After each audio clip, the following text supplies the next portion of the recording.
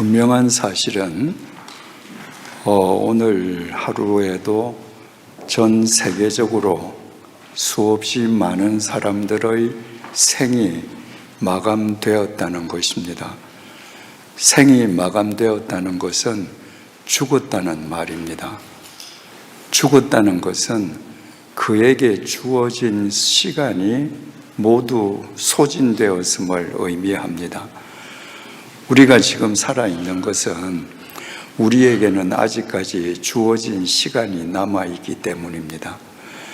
만약 내일 아침을 맞아서 눈을 떠서 우리가 내일 아침에도 살아있다면 우리에게 주어진 시간이 내일 아침에도 계속 남아있음을 의미합니다.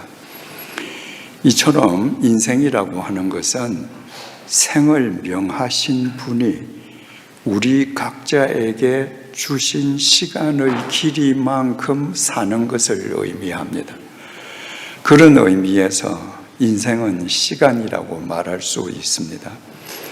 인생은 시간이기 때문에 인생을 살아간다고 하는 것은 주어진 시간을 무엇인가와 끊임없이 바꾸어가는 것을 의미합니다. 우리가 하루를 산다는 것은 우리에게 주어진 하루의 시간을 무엇인가와 바꾸는 것입니다. 평생을 학문과 자기 시간을 바꾸는 사람은 학자가 됩니다. 상업과 자기 시간을 바꾸는 사람은 사업가가 됩니다. 도박과 자기 시간을 바꾸는 사람은 도박꾼이 됩니다. 아무것도 하지 않고 그저 멍 때리기만 하는 사람은 아무것도 하지 않는 삶과 자기의 시간을 바꾸고 있는 사람입니다. 여러분은 지금까지 여러분에게 주어진 시간을 무엇과 바꾸어 왔습니까? 그 결과가 오늘 여러분의 모습입니다. 오늘 하루 여러분은 여러분에게 주어진 시간을 무엇과 바꾸려고 하십니까? 바로 그 결과가 여러분의 내일이 될 것입니다.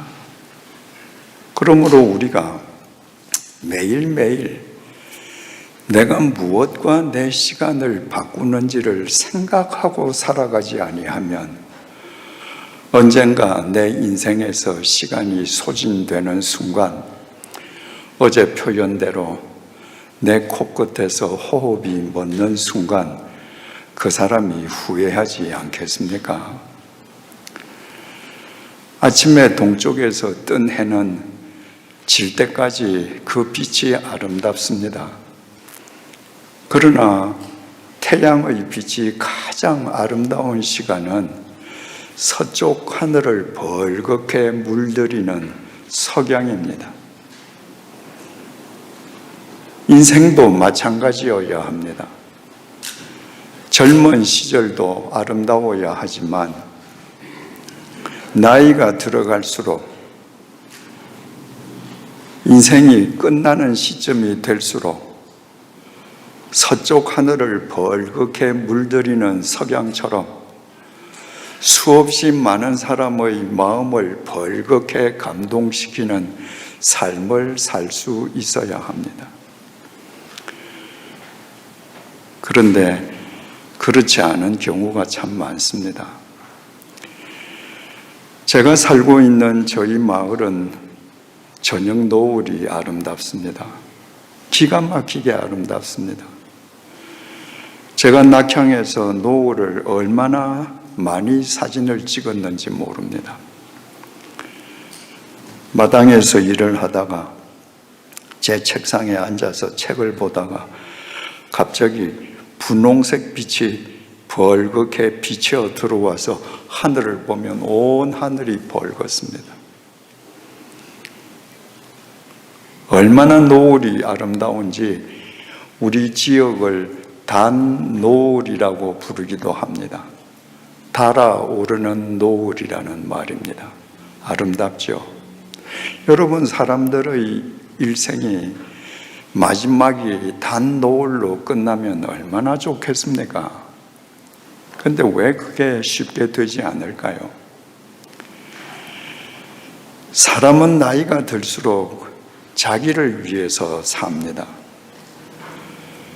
자식들 다 키우고 은퇴하고 나면 자기 취미 생활에 올인합니다. 취미 생활이 나쁜 것은 아닙니다. 그러나 취미 생활의 공통점은 취미 생활은 자기 만족, 자기 유익만을 위한 생활이라는 것입니다. 나이 들어서 죽을 때까지 취미 생활에만 올인하면 거기에는 다른 사람이 개입할 틈이 없습니다. 서울에는 은퇴한 남자들이 누리는 취미 생활이 많습니다. 색스폰 배우기, 붓글씨 배우기, 골프는 기본이고요. 저희 집에 찾아오시는 남자분들한테 제가 이렇게 묻습니다. 오늘 밤이라도 색스폰 불다가 코끝에서 호흡이 끝나면 어떻겠습니까? 그분들 말을 못합니다. 한 번도 생각해 본 적이 없거든요. 여러분, 위니펙의 겨울은 유명하지 않습니까? 차를 타고 오면서 보면 나무의 잎은 다 떨어졌습니다. 나무의 잎은 그 나무가 자랄 수 있도록 탄소 동화작용을 하는 대단히 중요한 기능도 하지만 그 나무를 아름답게 장식해주는 옷 역할도 합니다. 여름에 잎이 무성할 때 모든 나무는 다 아름답게 보입니다. 그런데 겨울이 되어서 잎이 다 떨어지고 나면 앙상한 가시들만 남습니다. 잎이 다 떨어졌는데도 앙상하지 않고 가지만 남았는데도 우람하게 위용을 자랑하는 나무들이 있습니다. 어떤 나무인지 아십니까? 느티나무처럼 다른 사람을 위해서 단 한 번도 생명의 유실수를 결실해 본 적이 없는 나무입니다. 우리 마을이 500년 된 마을인데 500년 전에 우리 산간지방으로 들어와서 우리 마을에 첫 번째 산 사람이 심은 것으로 알려진 느티나무가 있습니다. 500년 된 느티나무입니다. 지금 잎이 다 떨어졌습니다. 그런데도요, 그 위용은 대단합니다. 어른 몇 사람이 두 팔을 벌려야 그 둘레에 닿을 수 있습니다. 500년을 살아가는데 다른 사람을 위해서 단 한 개의 생명의 열매도 맺어준 적이 없습니다. 그런 나무는 500년이 지나도 그렇게 웅장합니다. 그런데 여러분들 평생 감을 생산하고 평생 포도를 생산하고 평생 사과를 생산한 유실수들은 잎이 떨어지면 어떤지 아십니까? 나무 가지들이 뒤틀려 있습니다. 앙상합니다. 이 세상에 뿌리를 내린 이후 자기를 위해서 산 적이 없거든요. 남을 위해서 살았습니다. 제가 고창에 2차 갔을 때 저희 사랑채 뒤에 큰 감나무가 있었습니다. 그런데 그 감나무 중간이 썩는 거예요. 그래서 이거를 그 썩는 부분을 도려내고 시멘트로 메우면 될까? 아니면 이걸 베야 될까? 그래서 저하고 나이가 비슷한 동네 어른한테 물었습니다. 와서 우리 집 감나무 좀 봐줘요. 이거 어떻게 하는 게 좋습니까? 그분이 그랬습니다. 이거 우리 어릴 때 다 올라가서 놀던 감나무인데 이거 100년 됐습니다. 유실수는 100년 되면 다 끝입니다. 수명 다 했습니다. 이거 빼야 됩니다. 남을 위해서 열매를 맺어주지 않는 느티나무는 500년을 살고도 아직도 늠름한데, 남에게 자기 진액을 다 빼어준 유실수는 100년을 못 넘기고 썩어 없어집니다. 그래서 군에 신청해서 그 나무를 베었습니다. 참 마음이 아리더군요. 그리고도 저희 집에는 감나무 2그루가 아직도 또 있습니다. 100년은 안 된 나무죠. 잎이 다 떨어져서 앙상하게 뒤틀린 그 감나무를 보면요, 꼭 뭐하고 같은가? 옛날 우리 어머니 밀가루 반죽처럼 축 처진 전무덤처럼 보입니다. 옛날에는 형제들이 얼마나 많았습니까? 그때 분유가 있었습니까? 우리 어머니들은 7형제, 8형제, 9형제를 전부 자기 젖을 먹여서 키우셨습니다. 자기를 돌볼 겨를이 없었습니다. 그래서 우리 어머니 젖은 밀가루 반죽처럼 처진 전무덤이 되었습니다. 그러나 그 축 처진 전무덤이 보기 싫은 것이 아니라 숭고하고 거룩해 보였습니다. 여러분, 이 땅에 오셔서 우리를 위해서 십자가의 제물이 되신 주님, 그 주님을 나무에 비유한다면 자기만 위해서 500년이 지나도 위용을 자랑하는 느티나무이겠습니까? 아니면 자기 진액까지 다 빼주고 뒤틀릴 대로 뒤틀린 유실수 나무이겠습니까? 두말할 것도 없이 자기를 다 내어주고 뒤틀린 유실수 나무에 비유할 수 있을 것입니다. 예수님의 그 삶의 모습을 사람의 지체에 비유한다면 어디에 비유할 수 있겠습니까?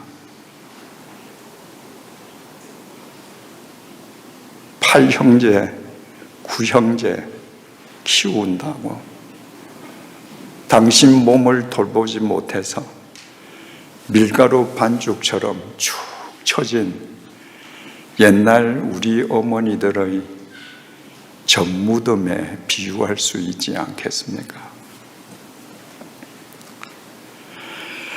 오늘 본문은 바울의 고백입니다.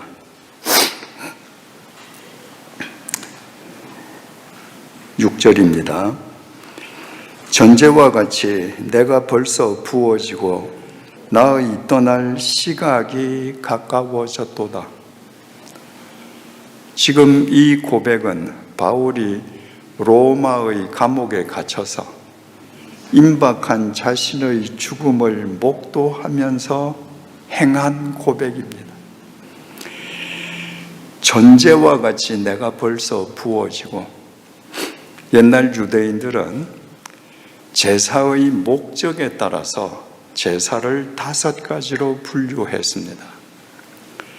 하나님께 자기를 완전 의탁하는 번제, 희생과 봉사를 뜻하는 소제, 모든 주위 사람들이 다 같이 잔치를 벌리는 화목제, 내가 누구에겐가 죄를 지었을 때 그 죄를 속하기 위한 속죄제, 내가 누군가의 물건에 손해를 끼쳤을 때 그 물건을 보상하기 위해서 드리는 속건제, 이렇게 목적에 따라서 5가지 제사로 나누어졌습니다.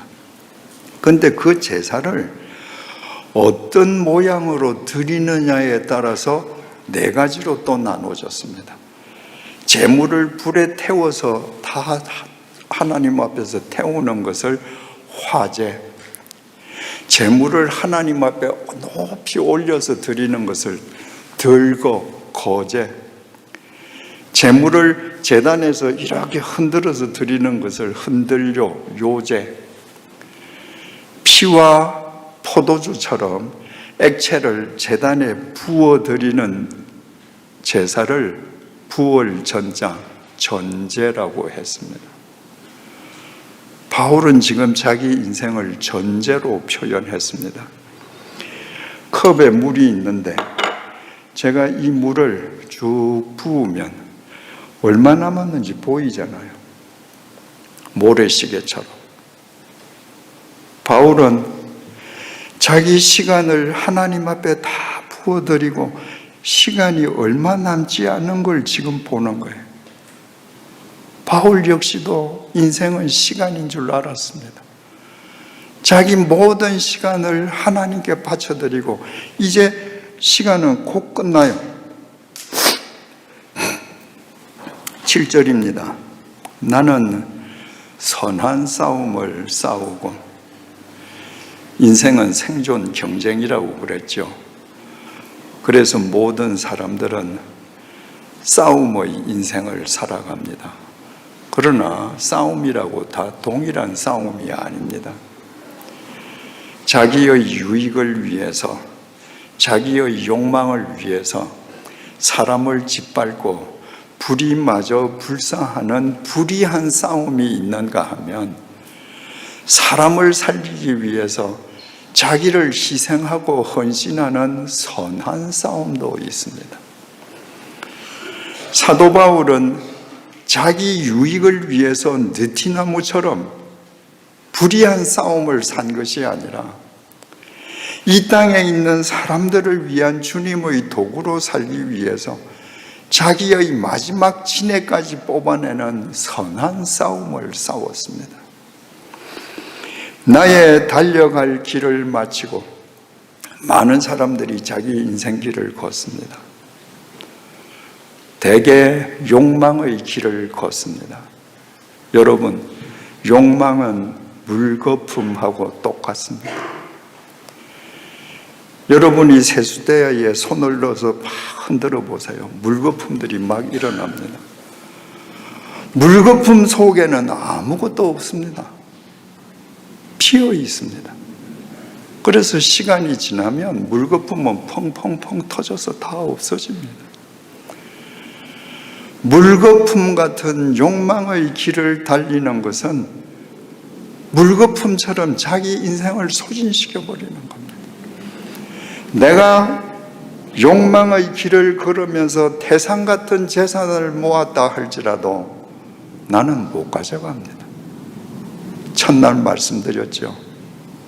그것 때문에 내 눈에 넣어도 아프지 않을 자식들만 원수처럼 싸웁니다. 바울은 자기 욕망의 길을 달리지 않았습니다. 소명의 길을 달려갔습니다. 주님께서 주신 소명의 길, 그 길을 완주하기 위해서 바울은 자기 생을 걸었습니다. 믿음을 지켰으니, 여러분, 믿음은 지키는 것입니다. 사력을 다해서 지키는 것입니다. 믿음을 지키려는 의지와 행동과 실천이 수반되지 않을 때 믿음은 여러분의 삶과 아무런 관련이 없는 관념으로 끝납니다. 그런 믿음은 여러분에게 아무 소용이 없습니다. 믿음을 내가 지킬 때 그 믿음은 나의 삶으로 승화됩니다. 바울은 믿음을 지켰습니다. 나의 믿음을 지켰다라고 할 때 바울이 헬라어 동사 테레오라는 동사를 썼습니다. 테레오는 테로스, 파수꾼이라는 명사에서 나온 동사입니다. 바울은 자기의 믿음을 지키기 위해서 자기 스스로 자기 자신에 대한 파수꾼이 되었습니다. 여러분, 우리는 죄성을 지닌 인간입니다. 내가 나를 파수하지 않으면, 나를 지키지 않으면 어제까지 내 믿음이 하늘처럼 높았을지라도 오늘 땅 밑으로 꺼집니다. 바울은 죽을 때까지 믿음을 지켰습니다. 자기 믿음에 대해서 파수꾼이 되었습니다. 바울이 선한 싸움을 다 싸우고 달려갈 길을 완주하고 믿음을 지키는 것은 바로 그와 같은 삶과 자기 인생 시간을 맞바꾼 거예요. 바울이 자기 시간을 그와 같은 삶과 맞바꾼 이유가 뭡니까? 선한 싸움을 싸우고 달려갈 길을 마치고 믿음을 지키기 위해 시간을 바꾼 것은 그렇게 삶으로써 자신을 통해 한 명이라도 더 구원하시려는 하나님의 뜻을 이루기 위함이었습니다. 바울에게는 질문이 있었습니다. 바울이 어디 가서 복음을 전하는데 바울이 전하는 복음을 듣는 사람들이 다 복음을 영접하는 것이 아니었습니다. 어떤 사람은 복음을 영접하는데 어떤 사람은 돌을 들고 바울을 쳐 죽이려고 했습니다. 질문이었습니다. 왜 어떤 사람은 복음을 영접하고 어떤 사람은 복음을 오히려 듣지 않고 나를 박해하는가? 바울이 비시디아 안디옥에 가서 복음을 전하면서 그 질문에 대한 해답을 얻었습니다. 사도행전 13장 48절입니다. 이방인들이 듣고 기뻐하여 하나님의 말씀을 찬송하며 영생을 주시기로 작정된 자는 다 믿더라. 바울이 말씀을 전하는데 주님께서 그 사람들 가운데에 영생을 주시기로 작정한 사람, 주님께서 선택하신 사람, 그 사람들은 복음을 받아들인다는 거예요. 그런데 어떤 사람이 주님께서 선택한 사람인지 바울이 모르잖아요. 바울이 알면 그 사람들 주소록을 만들어서 그 사람들 집집만 찾아다니면서 복음을 전하면 박해받을 일도 없고 감옥에 투옥 당할 일도 없고 매 맞을 일도 없는데 주님께서 구원하시기로 작정하신 자는 복음을 받아들이는 건 분명히 확인했는데 그 사람이 누구인지는 알지 못했습니다. 그래서 바울은 죽을 때까지 지중해 세계를 누비고 다녔습니다. 누군지 모르지만 주님께서 선택하신 한 사람, 그 사람이 나를 통해 복음을 영접할 수 있도록 하기 위해서. 고린도후서 11장 24절에서 27절입니다. 유대인들에게 40에서 하나 감한 배를 5번 맞았으며 3번 태장으로 맞고 1번 돌로 맞고 3번 파선하고 1주야를 깊은 바다에서 지냈으며 여러 번 여행하면서 강의 위험과 강도의 위험과 동족의 위험과 이방인의 위험과 시내의 위험과 광야의 위험과 바다의 위험과 거짓 형제 중의 위험을 당하고 또 수고하며 애쓰고 여러 번 자지 못하고 줄이며 목마르고 여러 번 굶고 춥고 헐벗었노라. 바울이 왜 이렇게 살았습니까? 왜 이렇게 매맞고 왜 이렇게 절체절명의 순간들을 맞닥뜨리고, 왜 춥고 배고프고 왜 그 고생을 하면서 살았습니까? 한 사람에게라도 주님의 생명을 전하기 위함이었습니다. 바울의 이 모습을 나무에 비유한다면 자기만 아는 아름드리 느티나무가 아니라 땅에 뿌리를 박으면서부터 썩어서 톱질을 당할 때까지 사람들에게 모든 생명의 열매를 끊임없이 제공해주는 말라 비틀어진 유실수의 모습 아니겠습니까? 사람의 지체에 비유한다면 우리를 키우기 위해서 밀가루 반죽처럼 축 처졌던 옛 어머니의 젖무덤 아니겠습니까? 바울이 그렇게 살았습니다. 8절입니다.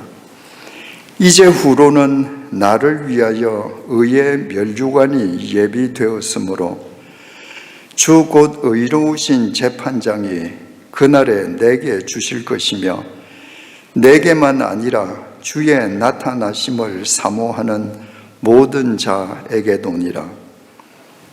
사람을 살리고 사랑하기 위해서 자기의 시간을 몽땅 바꾼 사람, 아름드리 느티나무가 아니라 비틀어진 유실수로 사는 사람들, 그런 사람들에게는 주님께서 의의 멸류관을 씌워주신다는 거예요. 왜? 주님께서 그렇게 사셨거든요. 여러분, 하나님께서 우리를 만들어주신 우리의 사지백체를 한번 보셔요. 우리의 사지백체 가운데에서 자기 자신을 위한 사지백체는 하나도 없습니다. 우리 사지백체는 전부 다 다른 사지백체한테 봉사하기 위해서 존재합니다. 내 오른 손등이 가려운데 내 오른 손가락이 내 오른 손등을 긁을 수 있나요? 왼손이 긁어줘야 됩니다. 내가 밥을 먹고 싶은데 내가 개처럼 입으로 밥을 전부 다 깨끗하게 먹을 수 있습니까? 손으로 또 먹어야 됩니다. 손이 내 입 속에 밥을 넣어줘야 됩니다. 내 입속에 들어온 밥을 내가 씹어서 삼킵니다. 위장이 소화시켜줘야 합니다. 그 위장이 우리 온몸으로 영양분을 제공해 줍니다. 내가 걷고 싶으면 내 발이 봉사합니다. 내가 원하는 곳으로 걸어줍니다. 그러니까 우리 사지백체는 정말 숭고합니다. 이렇게 봉사의 지체로만 구성된 우리 사지백체로 이루어진 우리가 그 사지백체가 하나가 된 사람이 되면 철저하게 이기적인 느티나무로 살려고 합니다. 이 봉사의 지체를 가지고, 이 봉사의 손을 가지고 다른 사람을 해치고 나의 욕망만을 위해서 살려고 합니다. 여러분, 예전에 스티븐 맥퀸이 주연했던 빠삐용이라는 영화가 있었죠.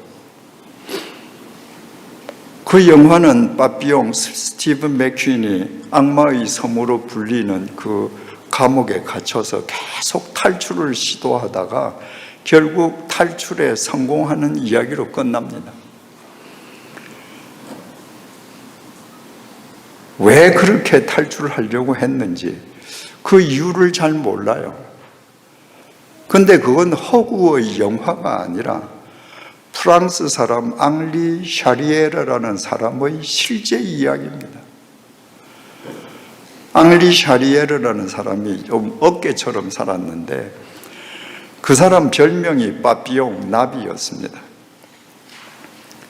그런데 어느 날 파리에서 살인사건이 났는데 공명심에 불타는 검사가 이 빠삐용은 범인이 아닌데 조사를 하다가 범인이 아닌 줄을 알면서 자기의 공을 세우기 위해서 빠삐용을 살인범으로 몰았습니다.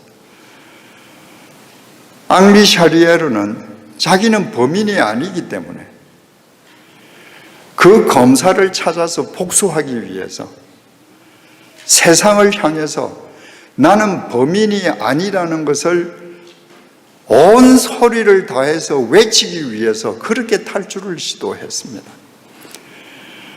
그래서 그가 책을 2권을 썼는데 1권이 빠삐용이고 우리가 영화에서 아는 책입니다. 그 후속 책이 방꼬라는 책입니다. 2편입니다. 악마의 섬에서 탈출한 이 앙리 샤리에르가 남미의 밀림에서 생존해서 살아남습니다. 그런데 그가 그 방꼬에서 이런 구절을 남깁니다. 남미의 밀림 속에서 가장 무서운 맹수가 누구인지 아는가? 바로 인간이다. 밀림 속에서 사자가 나타나면 내가 총을 뽑아서 쏴버리면 돼. 그런데 인간은 웃는 얼굴로 다가옵니다. 그리고 등을 쳐요. 그래서 인간보다 더 무서운 맹수는 없다고 합니다. 여러분, 인간들이 왜 이렇게 봉사의 지체를 가지고 모든 맹수 중에서 가장 무서운 맹수처럼 살아갑니까? 자기에게 주어진 유한한 시간을 잘못 바꾸고 살기 때문입니다. 그렇게 살다가는 후회하지 않겠습니까? 제가 내게 있는 책이라는 책에서 죽음을 정의를 해봤습니다. 여러분, 죽음은요, 아침에 나온 집으로 다시 못 들어가는 겁니다. 모든 사람이 아침에 집에 나올 때 당연히 저녁에 집에 들어간다고 생각합니다. 천만에요. 오늘도 전 세계에서 아침에 집을 나온 사람 중에서 수많은 사람은 오늘 저녁에 집에 못 들어갑니다. 제가 확언할 수 있습니다. 왜? 오늘 낮 동안에 집 밖에서 죽기 때문입니다. 제가 지난달 10월 19일 날 아내와 함께 거창집을 나섰습니다. 19일 날 부산에 가서 일을 보고 부산에서 하루 잠을 잔 뒤에 10월 20일 날 거창집으로 되돌아갈 계획으로 집을 나섰습니다. 그러나 저는 그 다음 날 집에 가지 못했습니다. 10월 19일 날 첫날 말씀드린 것처럼 고속도로에서 교통사고를 당해서 왼쪽 갈비뼈 4대가 부러지고 흉골 오른쪽 갈비뼈 3대가 금이 가서 부산에서 일을 보는 대로 병원으로 입원해서 들어갔습니다. 그리고 제가 집에 들어간 날은 11월 4일입니다. 제가 계획했던 날보다 보름 늦게 들어갔습니다. 그것도 제게 시간이 남아있기 때문에 들어간 거예요. 만약에 그날 그 교통사고로 제게 주어진 시간이 그 고속도로에서 끝났다면 저는 제 집에 영영 못 들어갔습니다. 죽음은요, 오늘 퇴근한 집에서 내일 아침에 못 나오는 겁니다.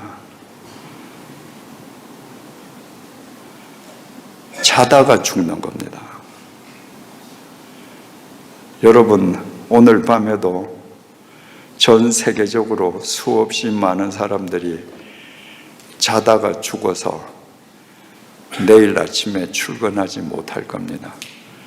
집을 나온다면 시체로 나오겠죠. 구급차 타고. 여러분, 죽음은요, 다른 사람이 내 방문을 여는 겁니다. 아니, 도대체 누가 내 방문을 열 수 있어요? 누가 열쇠로 내 책상 문을 열 수 있습니까?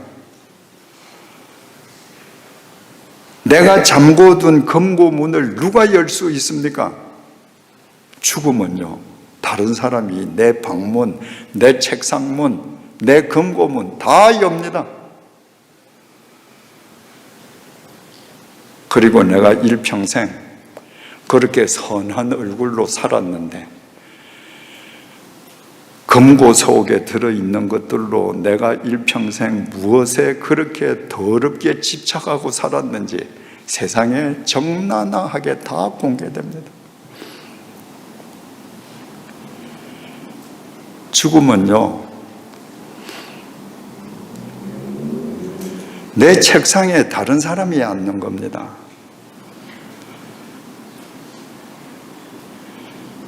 여러분이 회사에서 근무하신다면 은연중에 평생 그 자리에 앉아서 일하실 것 같죠? 여러분이 가정주부로 부엌에서 일하시면 천년만년 그 부엌은 내 부엌일 것 같죠? 아닙니다. 내 코끝에서 호흡이 멈추기가 무섭게 내 사무실 책상에는 다른 사람이 앉습니다. 내가 관리하던 주방, 다른 사람이 관리합니다. 내가 평소에 매번 일을 말끔하게 처리하지 않으면 내가 버려놓은 일 때문에 내 후임자가 고생할 겁니다. 우리 주위에 죽은 사람이 벌려놓은 일 때문에 자식들이 경제적으로 고생하는 사람들 얼마나 많습니까? 그게 죽음이에요. 죽음은요, 작별 인사를 못하고 헤어지는 겁니다. 많은 그리스도인들이 근거 없는 환상을 갖고 있습니다. 내가 죽을 때는 사랑하는 자식들 다 불러 모으고 다 한 방에 원을 그리고 앉아서 내가 좋아하는 찬송을 자식들이 불러주고 자식들이 나를 위해서 기도하고 나도 자식들을 위해서 기도 한번 해주고 자, 우리 천국에서 만나자, 빠이빠이 이러고 헤어질 거라는 환상을 갖고 있습니다. 여러분 주위에 그렇게 죽는 사람 보셨습니까? 없습니다. 그렇게 죽는 사람은 10,000명 가운데 1명 있을까 말까 합니다. 대개는 자고 일어나니 돌아가셨더라. 교통사고로 돌아가셨다. 작별 인사 못합니다, 여러분. 그러기 때문에 우리에게 주어진 시간을 우리는 바르게 써야 합니다. 우리에게 주어진 시간을 내 자신만 아는 느티나무로 나를 가꾸기 위해서 쓰면요, 내 주위 사람들이 고생합니다. 불현듯이 죽음이 내게 찾아왔을 때 내가 땅을 치고 통곡하면서 떠나게 됩니다. 내가 이기적으로 살아온 내 삶의 결과 때문에 내 사랑하는 가족들이 두고두고 고생하게 됩니다. 그래서 우리는 나만 아는 우람한 느티나무가 아니라 내 생명이 다하기까지, 내 코끝에 호흡이 있기까지, 내게 1분이라도 시간이 남아있을 때까지 무엇인가 누구에게 나누어지는 유실수, 비록 나는 비틀어진 가시 같은 모습을 하고 있을지라도 생명의 삶과 나를 바꾸는 그리스도인이 되어야 합니다. 여러분, 한때 대한민국 교회가 전 국민의 4분의 1이 크리스찬이라고, 멀지 않아서 3분의 1이 크리스찬이 될 것이라고 호언장담하지 않았습니까? 다 어디 갔습니까? 지금도 4분의 1이 크리스찬입니까? 아닙니다. 전 세계적으로 왜 기독교가 쇠퇴합니까? 이유는 간단합니다. 한국 교회를 비롯해서 전 세계의 교회가 자기만 아는 우람한 느티나무를 지향하기 때문입니다. 여러분, 한번 생각해 보세요.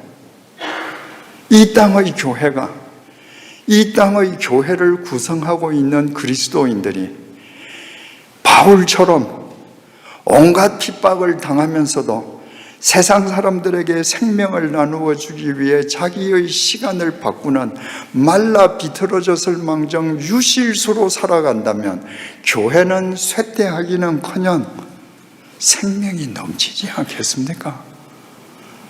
생명을 갈구하는 사람으로 교회는 차고 넘치지 않겠습니까?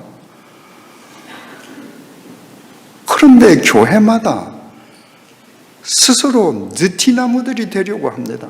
생명이 없습니다. 누구도 희생해 주지 않습니다. 쇠퇴하지 않으면 그것이 이상합니다. 여러분이 다니는 교회는 어떻습니까? 눈을 감고 한번 여러분이 다니는 교회의 영적 모습, 여러분 개개인의 영적 모습을 머릿속에 그려보십시오.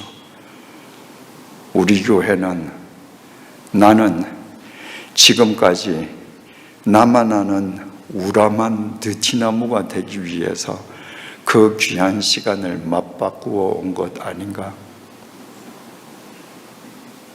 사랑하는 교우 여러분, 우리에게 주어진 시간은 결코 천년 만년이 아닙니다.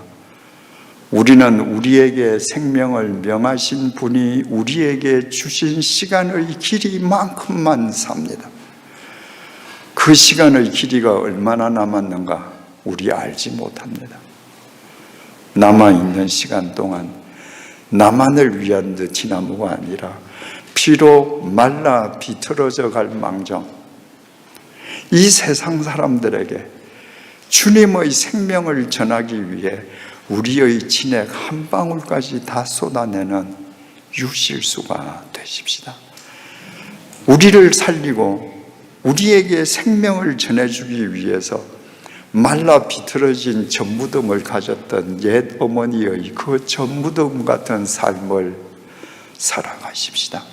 주님께서 여러분 한 분 한 분을 통해 이 위니펙을 새롭게 하실 뿐만 아니라 여러분의 코끝에서 호흡이 멎는 순간에 주님께서 반드시 여러분에게 의의 면류관으로 함께 해 주실 것입니다.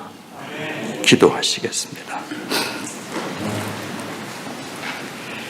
주님, 그동안 우리 자신을 웅장하고 거대한 느티나무로 가꾸기에 몰입하느라 황금보다 더 귀한 우리의 인생 시간을 아무 의미 없이 탕진해온 우리의 어리석음을 용서해 주십시오.